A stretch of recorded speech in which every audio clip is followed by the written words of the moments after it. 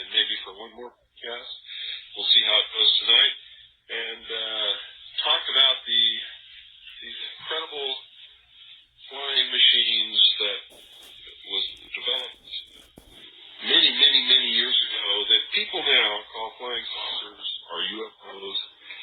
And we left off with the development of several models of flying saucer type craft by the Germans during World War II and before World War II. And I believe we were talking about the development of the first jet aircraft when we had to sign off in our last episode of the Hour of the Time. So once again, I'd like to welcome you, Vladimir, to the broadcast. And tell you once again what a pleasure it is to have you with us and to be able to bring some of this hidden technology out into the open so that the common man, people just like you and I sitting in the living room who haven't had a clue of this, can finally, for once in their life, begin to see the light at the end of the tunnel. Get some answers into their life. For some of these questions that people can't get answers to. Why is this technology, why is this hidden? Why when you go to find out these things and you go to research it, like you and I both found out, there's so many blocks put in our way. We find that books have been classified and taken out of libraries, and we find that librarians raise their eyebrows and go off and make a phone call and things. We find that Orwell is an understatement in many cases. You're talking about George Orwell. And his 1984 scenario is an understatement in many cases. Right. The way such sensitive information is treated. Before I do, I would like to thank you for inviting me again to this show and to share a little thought that just came across my mind. You know, I came to this country as a political dissident, as a political refugee and a dissident from Eastern Europe. In Japan, instead of studying physics, I was digging into Russian dissident literature, into basically dissident literature about world communist affairs, about Eastern Europe, about socialism in general, Russia in particular. Back in my country, I still had a secret dream as a physicist to make my little discovery. And that dream was to discover how anti-gravity works. Funnily enough, I was able to answer my dream, to find the answer to that dream, through my dissident diggings into alternative scientific, quasi-scientific, or non-scientific, let's call it anthropological literature. Sure. And I'm extremely happy to be on your show here because in your face I see someone who is worthy to be called the American Sakharov. Let's make some parallels between the two evil empires. I think it is high time to make an analogy between the two evil empires. When the Dzerzhinsky statue was toppling on that famous Roman Lubyanka Square, I had another vision in my mind that maybe a similar statue would someday be toppling somewhere in Langley, Virginia, on another famous square.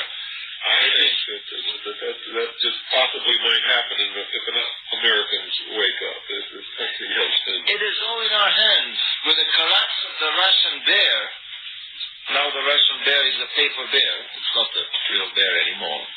This country, the ruling elite of this country is desperately in need of a new external enemy, and preferably a long-term one. Saddam Hussein footed the bill for a short-term enemy. If there is an invasion in Cuba or possibly Yugoslavia to stop the unrest there, peace still will do. The Panama invasion, these were just short-term enemies. We are desperately in need of a long-term enemy. And some of the stories, some of the theoretical circuit of American ufology that possibly some alien race may come and invade us in the near future. These could be other species from some other planet. Yeah, but this is a story of another future program, possibly. I'm extremely happy to be on your show, and what you are doing here is, unfortunately, too few Americans are doing. I think that it's high time for America to look back at other Russia and to see how Russian dissidents were fighting with their evil empire for more than half a century. Many of them died, thousands, and millions of them died in the concentration camps. 60 million people went through the camps. Yes, so at least 60 million people that can be accounted for. 20 did not return, maybe more than that. Sure. But this is the Russian end of the population equation. This is how the Russian secret elite, in collusion with the secret elite of the other country, were trying to solve the population equation. Anyway, back to the secret technologies and to the German anti-gravity research and development. My feeling is that in this particular country, the secret services, the CIA, the NSA in particular, would do tremendous. They snoop not only on terrestrial but also on extraterrestrial communication. Their biggest problem is to find immediately if somewhere, somehow, an inventor appears with a strange invention. Many of the inventions happen by people that have no formal education, are not in the databases, and suddenly, one day they come with an incredible conception that works on top of that. Once such a person is discovered, he will be either bought off or silenced, or his whole lab, drawings, books, and sometimes even he himself would disappear. This is how the secret societies have been safely locking into their safe any new technology that is more than 15 years ahead of its time. Especially technology which threatens one of the current methods of controlling populations, such as energy, food, money, and fear. Absolutely. And the main one that is in the hands of the average man to develop, if he has any brains at all, has to do with energy. Exactly. T. Townsend Brown. I'm sure in your research you run across the name Townsend Brown. The same thing happened with him. He developed a saucer-shaped or disc-shaped craft that he actually flew, demonstrated, but it was on a different type of technology that that we discussed in the last program. His craft was basically a capacitor. Yeah. And flying capacitor. Right, and by no moving parts. Any third world nation can make a capacitor. Absolutely. And he was able to charge this with enough electricity to where the craft. Now, I don't really understand how it happened, but I know that it flew. Immediately, he was approached by the Office of Naval Intelligence. His entire lab was packed up. His technology disappeared, all of his notes and books and drawings. And the next thing you know, he is a naval officer attached to the Office of Naval Research and never talked about his invention again. Exactly. I don't know what they did to coerce him into doing He was smart enough to sell himself. Basically, well, he stayed alive. He said, well, I'm going to take all of my technology with you. If I keep my mouth shut, will you let me go and work on it? That's probably what he said. Exactly. And he derived no benefit from any of it for the rest of his life, and certainly it was not used in the war or anything to protect his country. So the excuse of national defense didn't even... At the time of a phony Cold War, of a Mickey Mouse Cold War, that we know that behind the back of this Cold War, raging Cold War, quote, quote, they had tacit, quiet cooperation in the exploration of the moon, Mars, with the creation of the survival and evacuation colonies there, and way beyond the solar system with military use, incredible credible flying saucers, basically along the Star Trek scenario. NASA has actually functioned as the Roman circus in this passion play. Absolutely, and we'll come to that. I think another interesting program that we can do together will be on free energy. This is a topic that I would love to talk, and we can talk as long as we've been talking about German UFOs. So back to the UFOs and back to where we were last night, we ended with the first operational fighter saucer, turbojet fighter saucer, developed as a joint project, mega project, by D'Alonso, Miete, and Schriever, the three luminaries of the German anti-gravity R&D.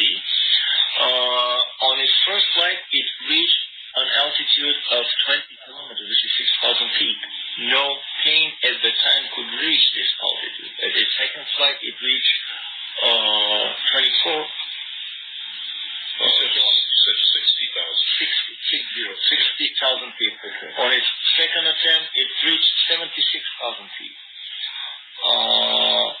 And the rumors are that it could make as much as 4,000 kilometers an hour in the subsequent models.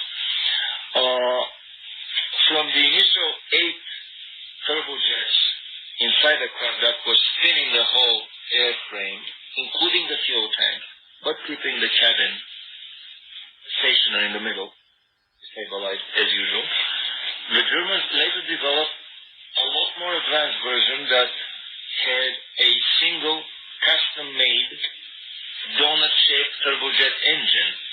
If you do a topological transformation in 3D space of a standard salami-shaped turbojet engine, if you flatten it, shorten it, and flatten it to the shape of a pancake, and then open a hole in the middle, you don't need the middle anyway, then you can drop the cabin in that hole, gyroscopically stabilize it. It would not spin. Everything else around that cabin would be spinning. The whole hull of the ship would be spinning one way. The inside of the ship, in this case, the air compressor that is coupled to the gas turbine would be spinning the other way. Incredibly simple. This was kerosene burning, air breathing turbojet saucer made of the alloys that they were using for their airplanes. The navigation equipment was the same. Everything was the same. They were just utilizing a different physical principle that is so simple and childish. I've been observing publications, even in Scientific American, which is basically a secondary school level physics publication, judging from European school standards. Even in that magazine... I'm glad you say that, because judging from standards here in this country, it's nowhere near a secondary school publication. Our secondary schools have sunk to the level of... I'll tell you the truth. People used to come out of the 8th grade in the 1800s know more about reading and writing and arithmetic than people who come out of our secondary schools in this country today. But that's another subject. But, well, unfortunately, I've been discovering that our education system in an Eastern European country that fights with Romania for the place before the last European country, Albania, has fortunately enough, we got our education system from Germany. We just copied everything from there. Compared to our education system, the American public school education system looks like a third world backward country education system, which is no coincidence at all. On the contrary, it's designed to lower the standards of this country, to make it equal to the standards of lesser developed countries, so that a one world government can take place. That's correct. Back to the German craft. So the Bellon-Sunita Schriever disc eventually was developed, they utilized this donut-shaped custom-made turbojet engine. The interesting thing about this saucer is that it probably was able to go into suborbital flights and even into orbital flights. This is a funny story that I've read in a contactee book published by Wendell Stevens, probably one of the best publishers of UFO contactee literature in the country. But in one of the accounts of such a contract with an extraterrestrial race, they mention that they have flying saucers on their planet, several types, but one of the types can fly only inside the atmosphere. And if the pilot gets careless and takes the craft outside and away from the atmosphere, then another craft of an interplanetary capability has to go and fetch the wayward ship and bring it back. And a turbojet engine is a very good candidate for an engine that can work only inside the atmosphere. Sure. But having a tremendous velocity, it could easily propel the craft into a suborbital and even an orbital flight. There are two interesting things of anti-gravity physics that I would like to discuss here. Namely, and these are the two magical keys to the saucer kingdom. Number one, when anti-gravity starts working, it negates the mass of the object. Because the Germans were spinning the fuel tanks with a whole hull, the only thing that wasn't spinning in the craft was the cabin in the center. The fuel was losing its weight too. So basically, it would be very easy, very fuel-wise, it would be very economical to keep that craft in flight. Despite the fact that these crafts were gas guzzlers, there was absolutely no way to attain the altitudes and the speeds with a conventional non-anti-gravity technology. The first magical key to the saucer kingdom, to the energy efficiency of the saucer kingdom, is the negation of the gravitational mass. The second magical key is the negation of the inertial mass.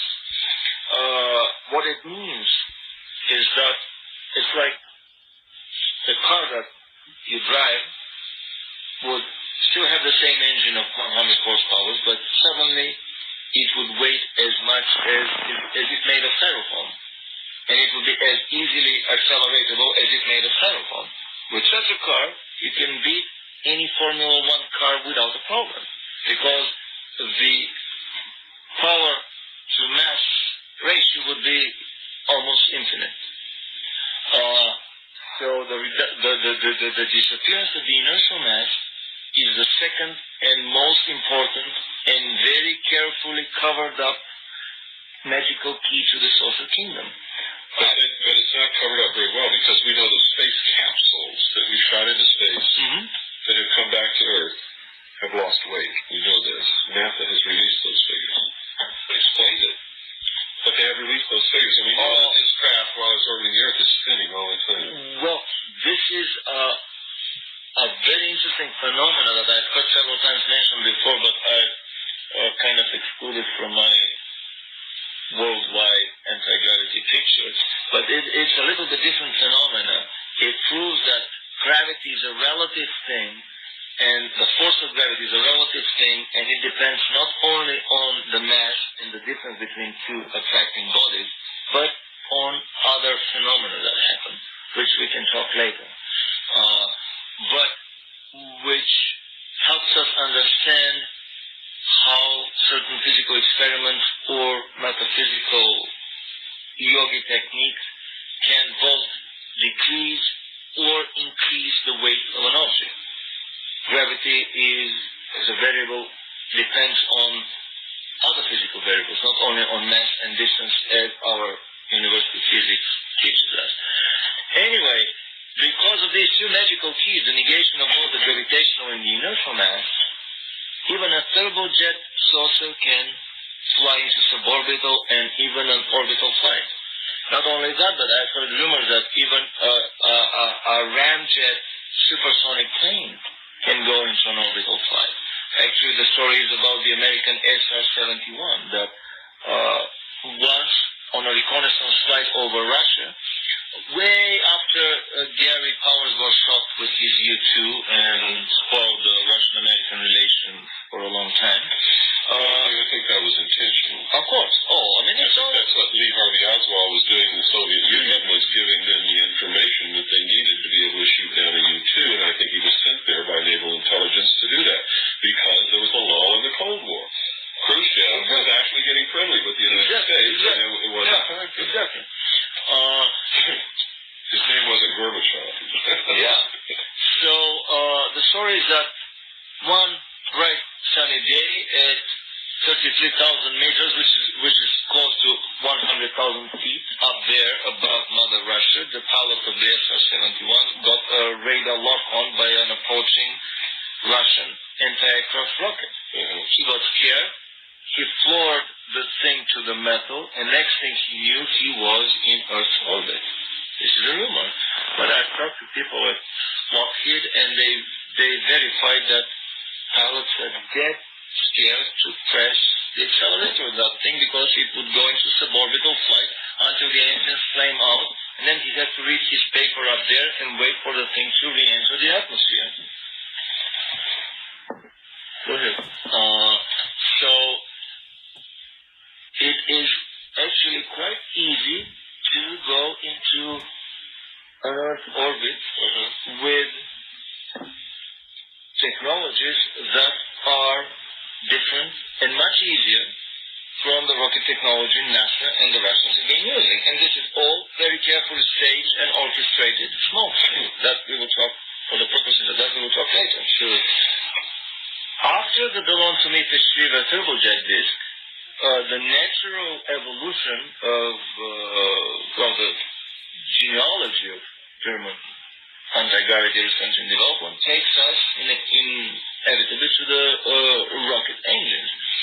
At the end of the war, the Germans had about 150 different models of all classes of rockets, from small shoulder-launched Stinger-type anti-aircraft rockets to giant two-stage ICBMs. 4 of these were fired in the United States. Did any of them reach the United States? Well, it's an interesting story. I think the first space flights with rockets on this planet happened in the late 30s and early 40s when the Germans started firing their winged, manned version of the V-2 rocket, which, according to an article by General Walter Dornberger, who was in charge of Peenemünde, and this is a story from Peenemünde was for the rocket research. Yeah, the rocket research. I mean, the German Cape Kennedy. Yes. On the Baltic coast, almost up north from Warsaw, quite to the east from Germany, away from England and the Allies. So the V-2 would reach an altitude of 120 kilometers, which is about 20 kilometers above the usual heights of the orbits of the Vostok, the Gemini, and the Mercury capsule. So the first suborbital flights were not by Walter Schirra in the late 50s, but by Germans in the early 40s, 15 years earlier.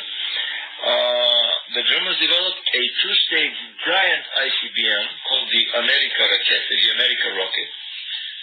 The second stage was a standard V-2. But the first stage was, a V-2 is about 3 stories tall. The first stage was about 6 stories tall. So the total rocket was about 10 stories tall. We're talking about 10 by 3, we're talking about 30 meters, about 100 feet tall rocket. It was a monstrous rocket.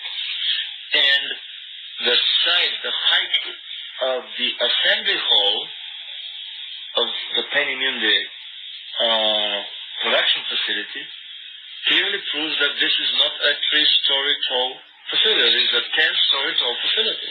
It simply dwarfs the human beings and the railroad cars.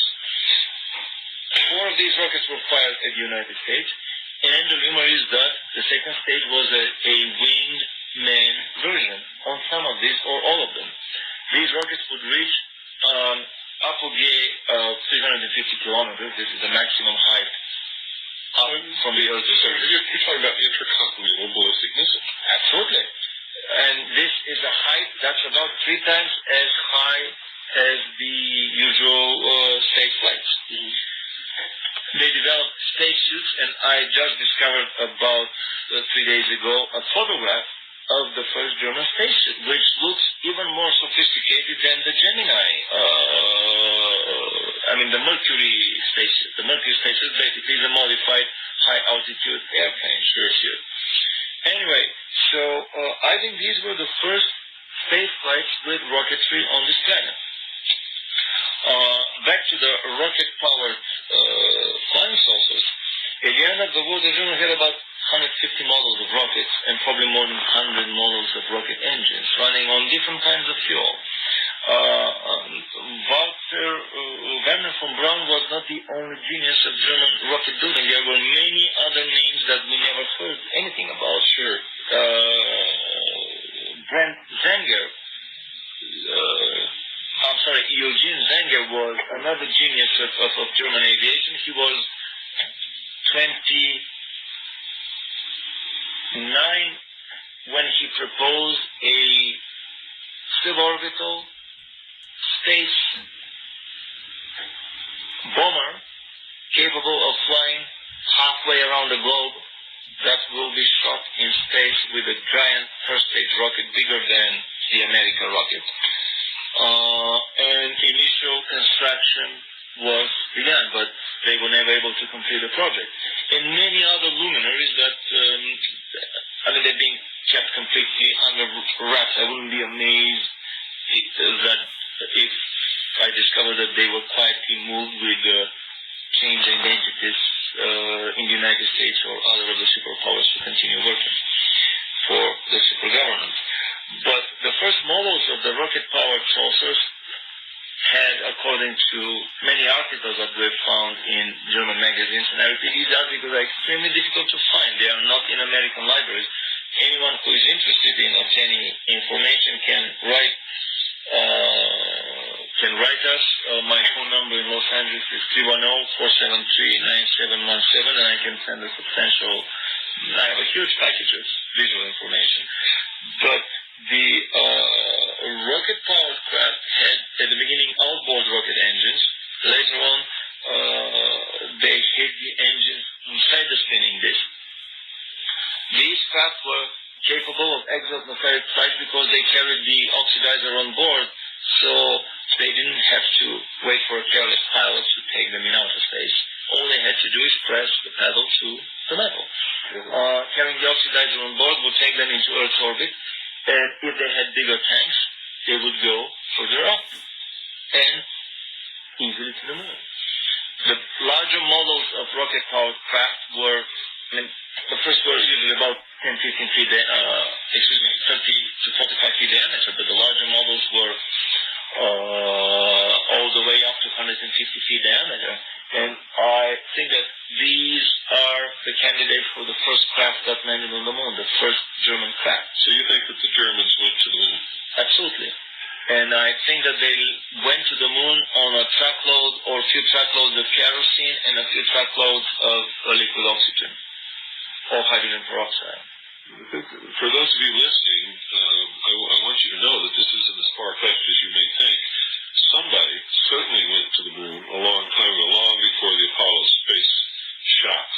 I have in my library, which was printed in 1958, the minutes of a meeting which took a whole year on the colonization of the moon. And this was in 1958. And some of the photographs in that book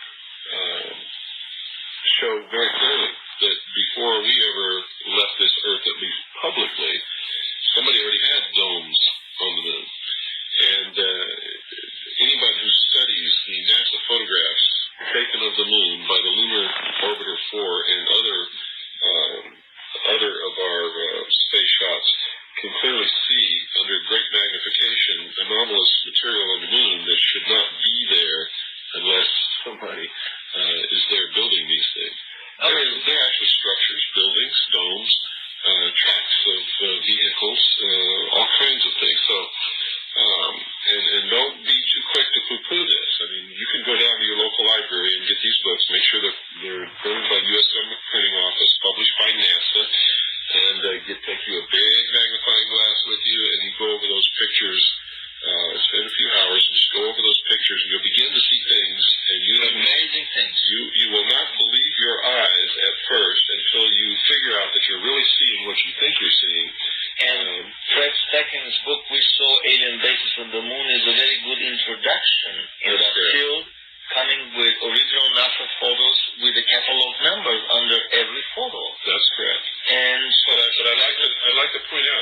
necessarily alien as in from some other world in some other galaxy.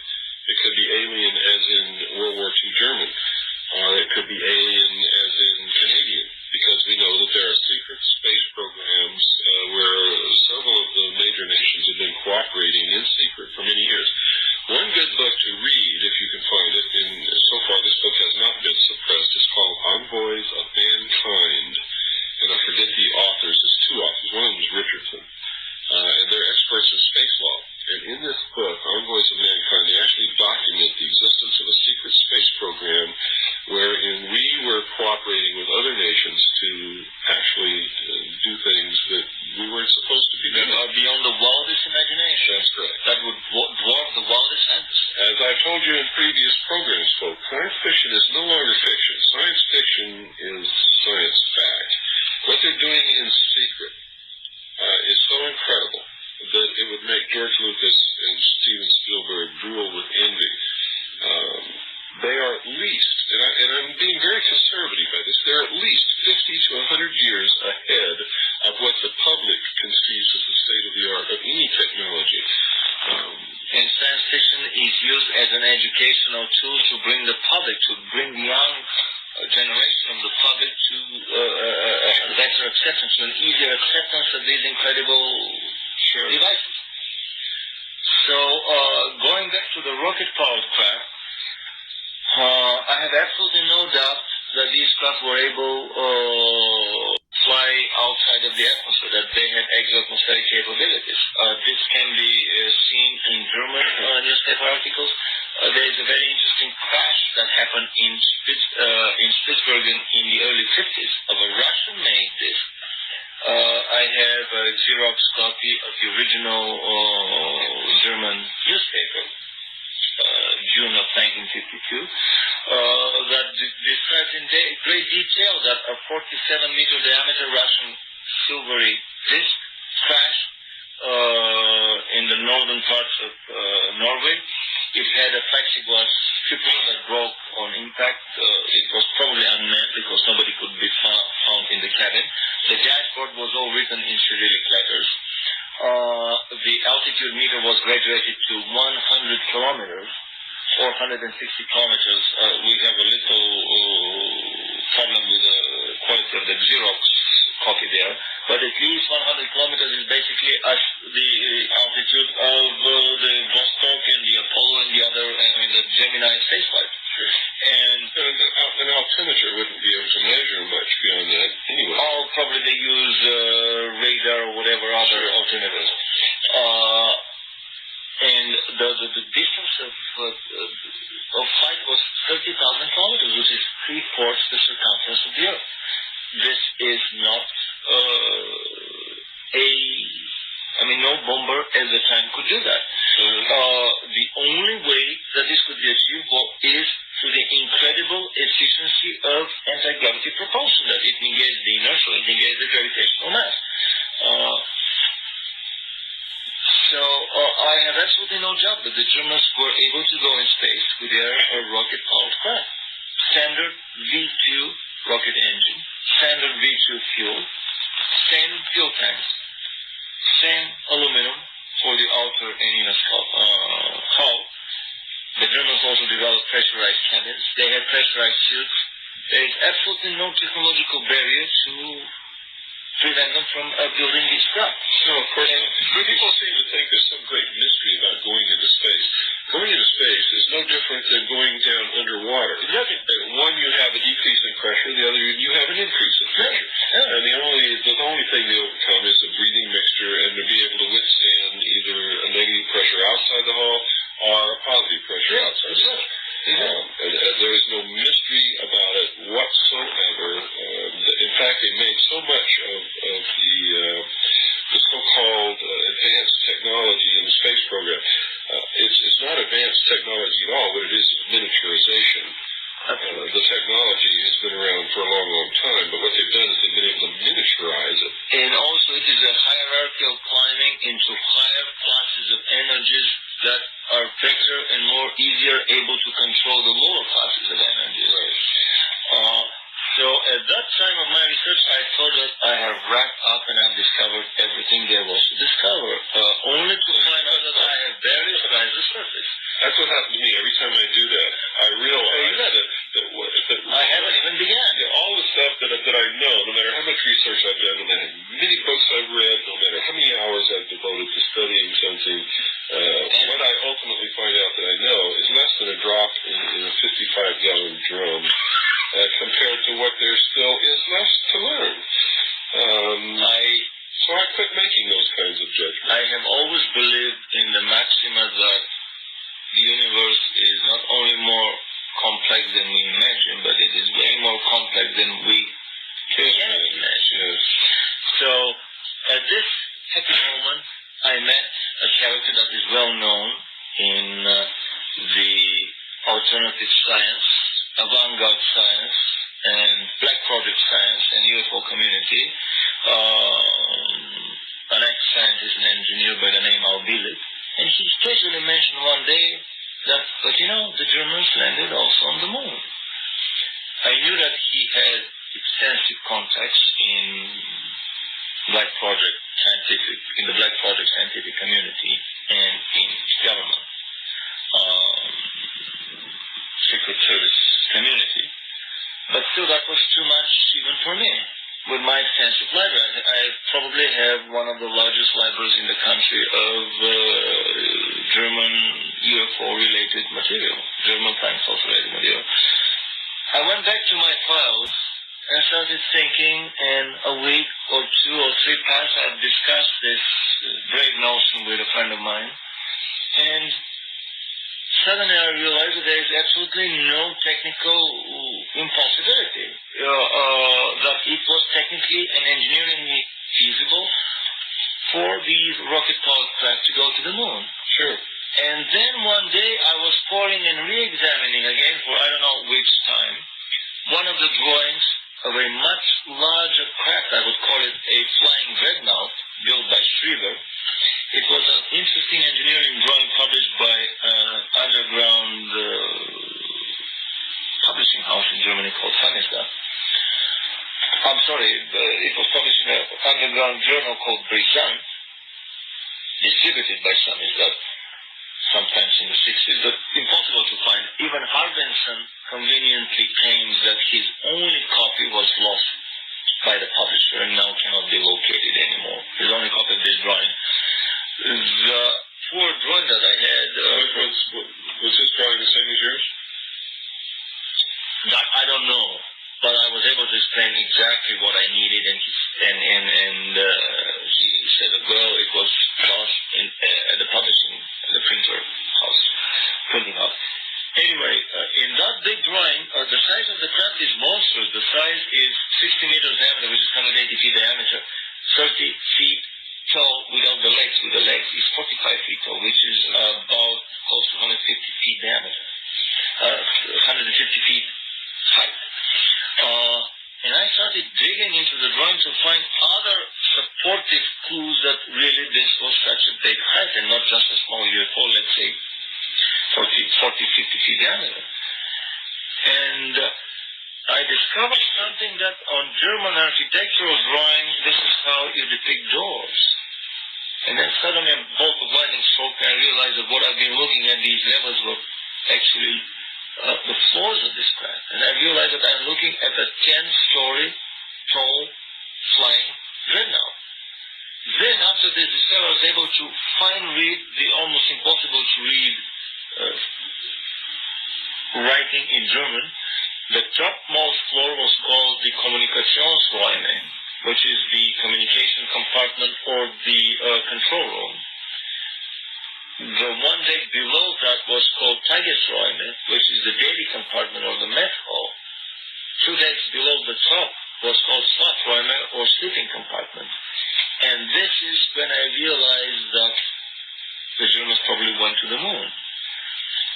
The authors of the book that this drawing was initially published mentioned that it was altered on purpose by the West German government so that it cannot be duplicated by other powers. It was an interesting design of a hybrid turbine/electromagnetic propulsion that we are going to talk in a minute. We'll still have a few minutes time.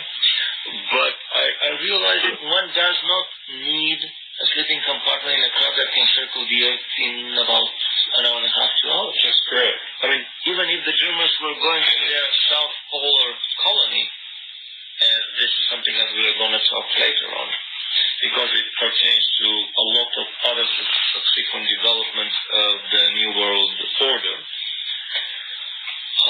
Even that flight from Berlin to the South Polar colony in Nordschwabenland would take half an hour, maybe 1 hour. You don't need a sleeping compartment for such a short flight. This is like a tramway car. A city transportation. The only reason for sleeping home will be if one takes the craft to the moon or further beyond to the planets of the solar system. And this, I think, was exactly the purpose the craft was designed for. Size-wise, the Germans were building much bigger dreadnoughts, ships, and submarines. So it would have been absolutely no problem to build a hull 180 feet diameter. Technology-wise, they have already worked to quite a good mastery the art of anti-gravity through spinning hulls. The breakthrough of this design was that they were utilizing, for the first time that I know of, spinning of electromagnetic fields. Any spinning would do the job. You can either spin the brute mass, the hull of the craft, all of the hull, or parts, the outermost parts of the hull. Or if you don't spin the hull, you can spin an electromagnetic field around the craft. Contactee accounts of UFOs claim that either the hull would be rotating, even if you examine fiction films about flying saucers, like The Day the Earth Stood Still, which are not a fiction film, but are clever revelatory films, educational revelatory films. Let's call them a designer or engineered leak by the secret societies here. Even there, the flying saucers rotate when they fly. But some of the contactees would report the noise of a electric drill, or an electric generator. This is simply because an electric generator is a spinning electrical machine. Maybe something spins inside a craft. If nothing spins visibly, or no noise is heard of a spinning electrical machine, then a lot of contactees would report lights that spin noiselessly around the craft. Lights are high energy, fine material fields that are spun around the craft, creating the same effect, much cheaper, much easier, without any moving parts. So the road to a more efficient flying saucer, or to answer the big question, how to build a better mousetrap, a better flying saucer, is to get rid of the spinning brute mass of the hull, of the spinning material parts, towards a spinning magnetic field around the craft. And that giant Shriver design dreadnought is the first candidate that I know of. It still had gas turbines inside the hull that were producing the high frequency electric current to drive the coils of the craft. But no part of the material hull was moving other than these gas turbines inside. It was using standard fuel, basically rocket fuel, kerosene and liquid oxidizer, probably liquid oxygen. The interesting thing is that probably in this craft the Germans utilize room temperature superconductivity for the first time. I've heard stories that superconductivity is extremely easy to obtain from aluminum when aluminum is mixed with mercury and some other trace metals in the proper concentration.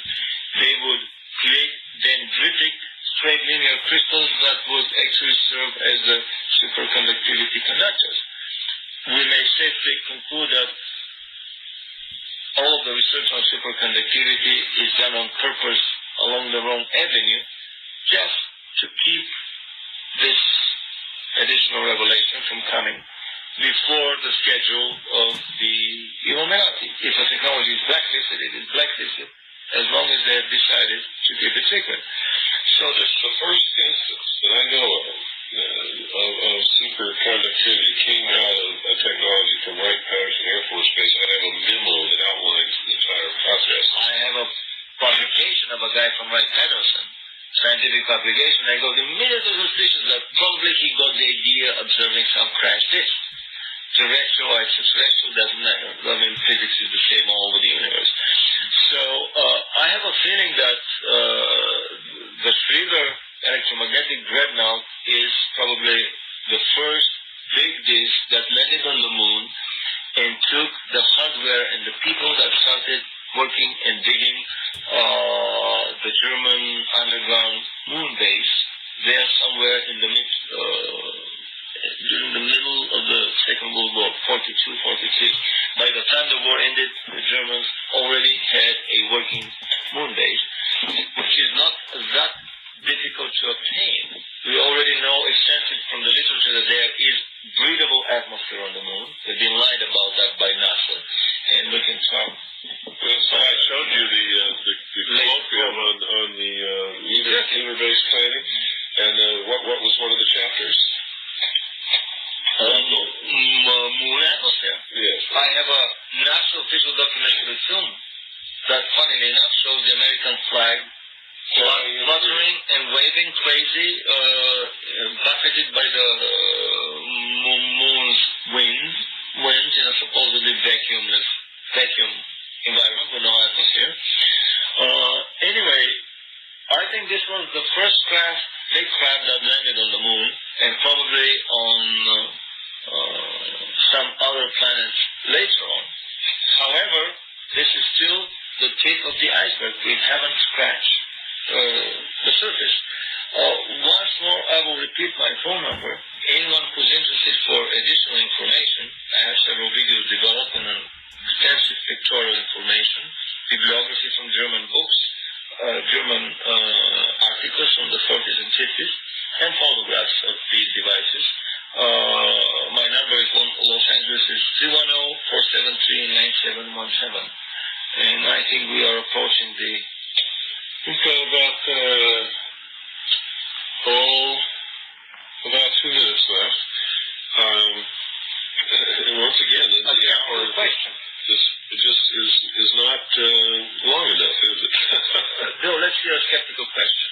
A skeptical question. The golden question mark award for the best skeptical question. I know so much about this that I'm not much of a good skeptic, because I understand that. I'll tell you one then. Most of what we've discussed is probably true. Some of it may or may not be, but it's possible. And in my own research, I've run across these same parallels that you have, and I know without any doubt whatsoever that the Germans did develop flying saucer type craft in World War II.